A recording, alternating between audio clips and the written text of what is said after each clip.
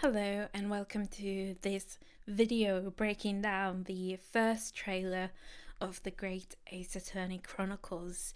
It's finally here on July 27, 2021. We get the opportunity to play the localized version of Daigyakuen and Saiwan. Isn't that a thing? I was never expecting this. It's been 5 years since the first game of the duology came out, and I remember being in the fandom at the time and just saying oh, this kind of game can't be translated. It's just impossible because it takes place in Japan. Well, in the end, it didn't take place in Japan that much. It takes place in the UK, as you can probably see here from the Big Ben statue over here. But yeah, it's coming over here, and it's surreal. I haven't really processed my feelings yet. I I was just taking a nap and woke up to see people just casually dropping this. There is no built up excitement. I was expecting this to be dropped in a Nintendo Direct or something like that, or a Famitsu magazine, but no, it just came out of nowhere. It was announced on Twitter about 3-4 hours ago, and yeah, there is the trailer. And I'm going to be breaking it down. I'm going to be elaborating or describing the facts presented in the videos. So if you haven't played The Great Ace Attorney or Daigyakuen no Saiban, you're free to watch this video. I'm not going to delve into spoilers, but I'm going to be analyzing the video from a qualitative and technical aspect. If you're a subscriber to my channel, you probably know that I know a fair bit about the Great Ace Attorney models and how the game works. So I could hopefully provide some analysis in that regard. So yeah, without further ado, let's break it down.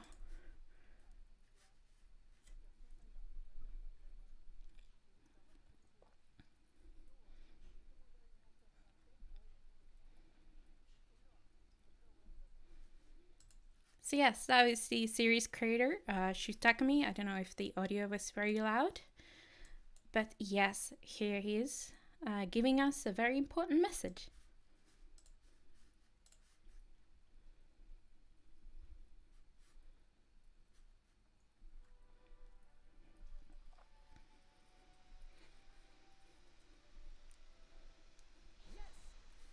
So this is the first bubble we'll see, and that is of yes. So that is, I believe that was the only new sort of shout. There is a few bubbles and such, but the new shout for Ryunosuke Naruhodo, the protagonist, and that is used to be hi in the Japanese version, which means yes, but in the Scarlet Study fan translation, it was called they called it sir. So this is a direct translation.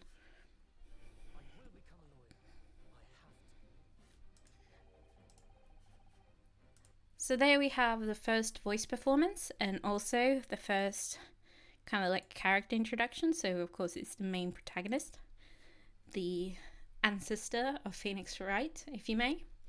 And compared to the Scarlet Study fan translation, they removed the accent, so it's no longer two U's at the Ryu part, and they also dropped the U at the very end. So I guess it's to kind of simplify the whole thing. And interestingly, we got the voice actor name here, so we can just look it up and see who it is. So this is a guy named, I'm assuming, Mark Otta. I'm assuming he is of Japanese descent because he's played a few roles as Samurai General Haito and Hiro Yamamura. So not a very well-known actors, and as far as I know about the UK voice acting scene is that it's not as isolated as the American American voice acting scene, in that you have actors that devote their careers to just voice acting. Usually if you're doing voice acting in the UK, you're also doing any other type of acting as well. So yeah, that is a very huge difference compared to the US scene. So there's not going to be any famous names in here.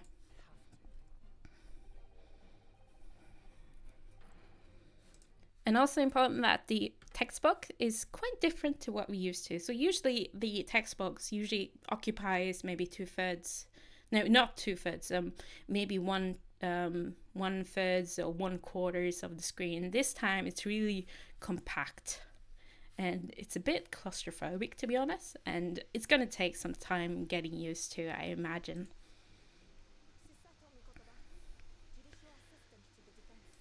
So yes, hold on. There we go.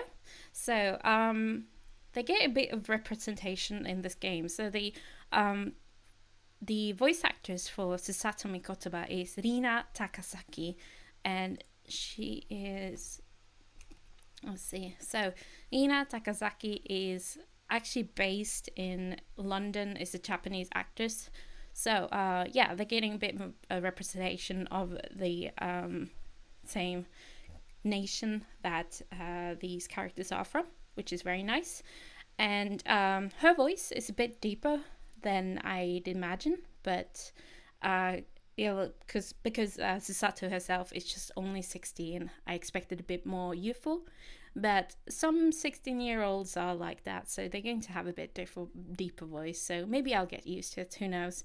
I'm going to be talking a bit more, commenting more on Ryunosuke's voice acting performing later on, because his voice is scattered all over the place. So yeah.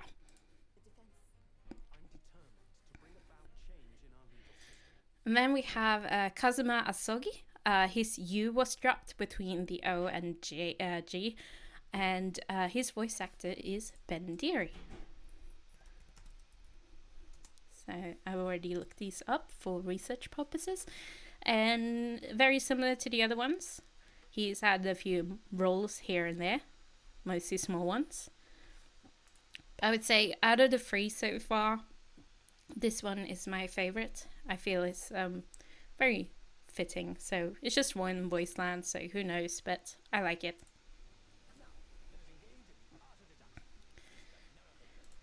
Okay, so there's much to take in from this screenshot here. So um, if you've been involved with the Ace Attorney community in some capacity, you'll know that there was a leak in November, and it suddenly started trending on Twitter. So Herlock Sholmes started trending on Twitter because it was just so ridiculous to hear that they switched around the letters in order to avoid the copyright laws in the US specifically. So they're, I believe, removing every instance of like every direct reference to any of the stories in the Sherlock Holmes series, and as a result, they also changed Sherlock Holmes names and also the upcoming name. So this voice, I'm not really warm on. So his name is Bradley Clarkson. So very similar to the other ones. He has had a voice credit in Postman Pat, which is probably the most known franchise that I've seen on these credits thus far. And yeah, this guy is now Herlock Sholmes. So yeah, his voice is a bit more raspy and sounds a bit more older than I like. So we'll see. I'm open to these changes. So maybe I'll warm up. Maybe he just had a bad day. But yeah, he sounds a bit too old and raspy for me.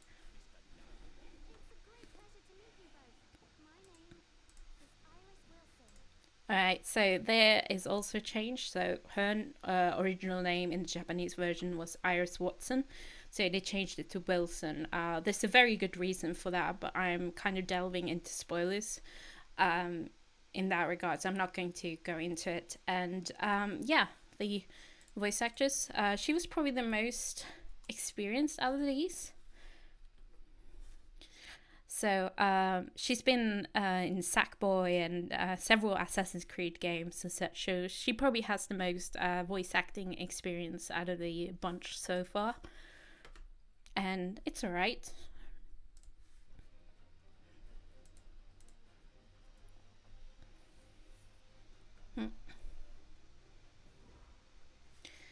And there we have there we have the first case name. So it's quite different from the Japanese and Scarlet Study fan translation. It was called The Adventures of the Great Departure in the Japanese and fan translation. And it's been completely changed to The Case of the Visiting Professor, which is actually more descriptive of the case, honestly. And this is the bigger change. So this was called The Adventures of the Speckled Band, I believe. So which is a direct reference to the Sherlock Holmes story, which I just read the other day.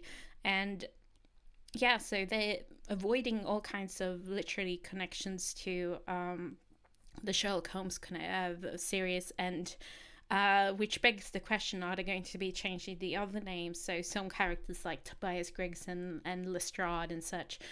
I don't know if they're going to be changed that. The leaks imply that they're not going to be changed that, but who knows? Maybe they did change this at the last minute.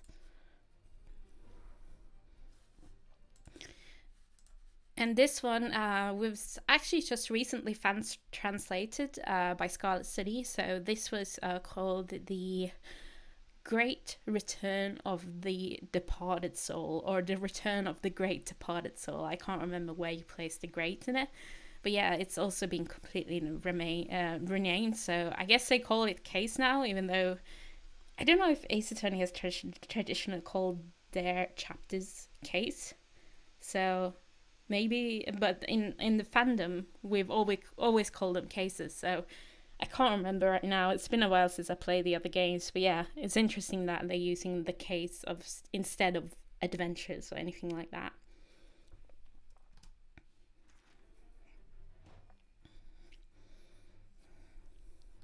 So this is just some gameplay, and if you played Spirit Justice but haven't played The Great Ace Attorney, the fan translation, it's very similar to Spirit Justice with some added gameplay segments.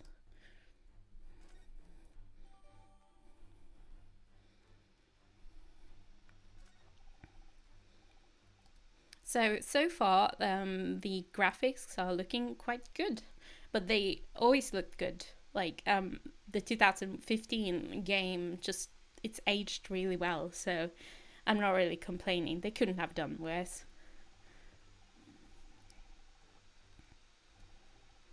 And there we also have a dropped U from the name. So it used to be Sasaki with the U between the O and S. That has been dropped.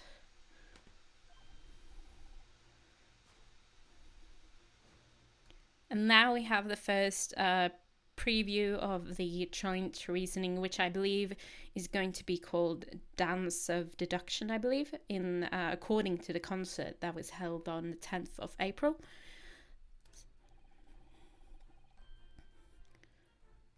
And this is actually the first time we get a real close-up of the models.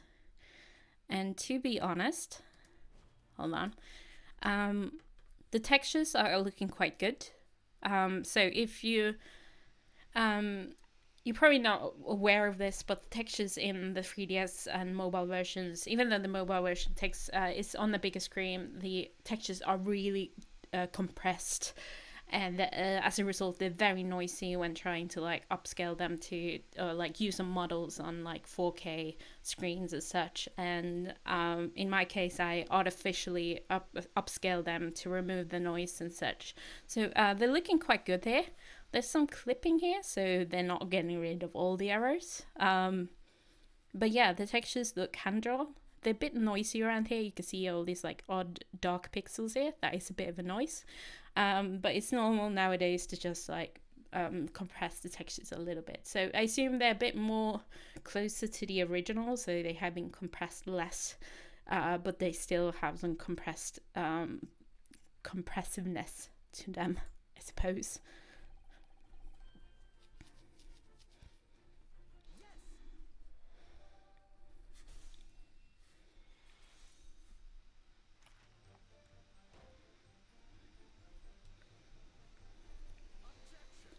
And there we have the first objection, actually, so of the 19th century.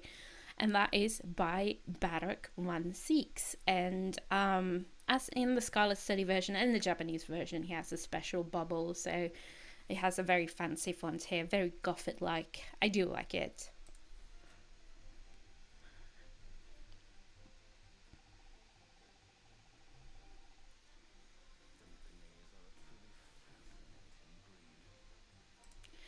And this was the part that I probably dreaded the most. So Barak16 is one of my favorite characters in the whole franchise, and I was thinking like they're not going to be doing his voice justice, but they did pretty well here. So the voice actor for Van Six is Robert Vernon, and just very similar to Iris Wilson's voice actor actress. He's had a few video game credits, so a bit more experience to the other ones. But yeah, I'm very happy with the voice. I wish it was a bit deeper, but so far so good. Also, I forgot to mention. So just go a bit back. There we go. So he calls the Japanese by the name Nipponese. So if you know Japanese, then the name for Japan can be either Nihon or Nippon. So it's an old, very antiquated way of calling the Japanese.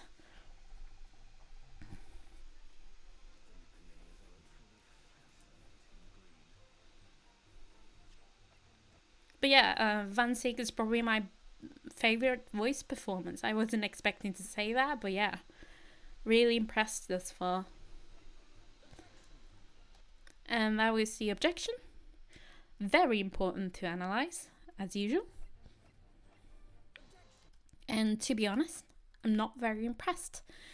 It sounds very quiet in this video. They could have probably like upped the volume a bit, but yeah, I was expecting a bit more gusto from the voice actor, to be honest. So if they had a chance to re-record it, please re-record this. But yeah, I wasn't feeling it.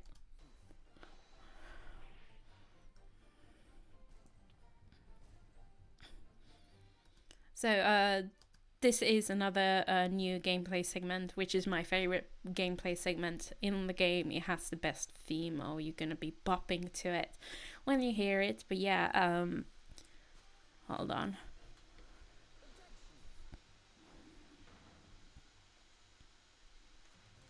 So yeah, the textures look good. They're still very compressed. There is a few parts where you can actually see the pixelation of some of the textures. So yeah, you can see the pixels here, a bit noise here.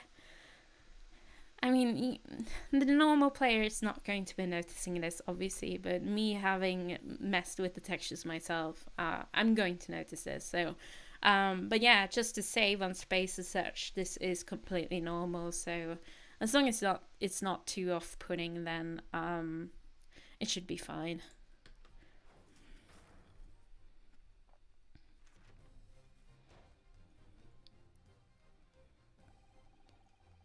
So this is a great addition that we're getting dual audio. So we're going to be able to hear the original Japanese voice actors and their performances, and the voice actor for Ryunosuke Hanaruhodo in the Japanese version was really, really good. He had the favorite hold it in the series thus far. So yeah, a good alternative, I would say. So the language options can be set from within the game. Oh yeah, because I guess in the Switch version you actually have to change the console language settings, I believe. That's because of that. So yeah. And these are free DLC that are very short chapters, shorter than the Asinine Attorney cases that was in the Spirit Justice. So, but they're very fun apparently.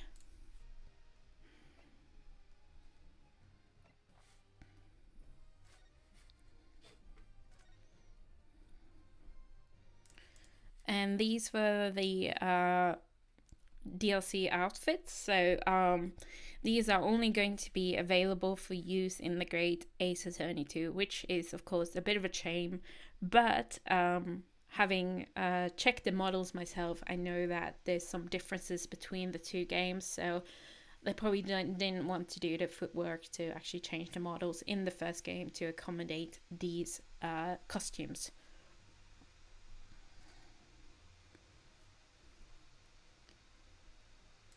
And this is the art gallery. And it's also going to have music. So it has it's also going to be featuring like unused tracks, which is pretty nice. I do believe they are featured in the Advanced Magazine DLC chapters that I showed earlier. So they're not completely unused, so to say. And these are like special skits and such. So it's a tradition in Tokyo Game Show, for example, to have these as small skits. And it's going to be interesting to see how they circumvent some of the things here, because they do mention Sherlock Holmes by name in these. So, yeah, wondering how they're going to be circumventing that is going to be interesting. And this is kind of like an autoplay mode, so the game will play itself basically while you are a spectator, which is all fine. There probably people like that will probably want to watch it rather than play it. But I hope there is a middle ground where you can auto advance the text, but whenever you're given a gameplay choice, you'll be able to control that. So I still hope there's a middle ground in all of this.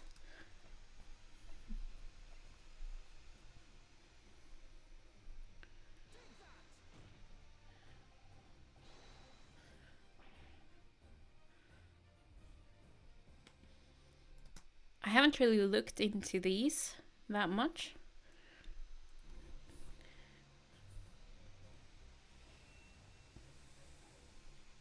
And here's the logo, which I'm really fond of. I really like the subtitle and the ribbon and such. I wish the Great was maybe styled a bit more, because it's all like kind of overlaps each other when it's the same font. But overall, a very nice logo.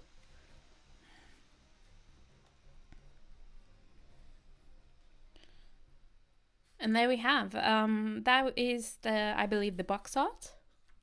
And it's looking great. So it was drawn by Katsunori, the character designer and art director, and it's taking inspiration from the second game's box art, which looks great. I love the coloring technique here. I'm glad they're reusing it.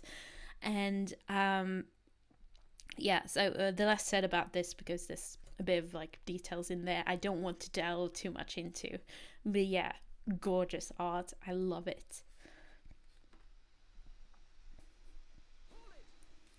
And then we have the hold it as well. So I believe we have take that, objections, yes, and now hold it. So we're getting a bit of like a taster for Naruhodo's range. So yeah, that was my breakdown of the trailer. I'm really grateful for Capcom for bringing this game over. It's no doubt had challenges trying to sort out the copyright situation, and of course there's some cultural barriers that we won't really get a hold of as Western non-Japanese people. So yeah, I'm really grateful, and maybe I'll freak out over it at some point, but right now I hope you enjoy this video, and please subscribe if you want more TGAA content. It's going to be hard to say, but I'll try. TGAA. TGAA, I suppose.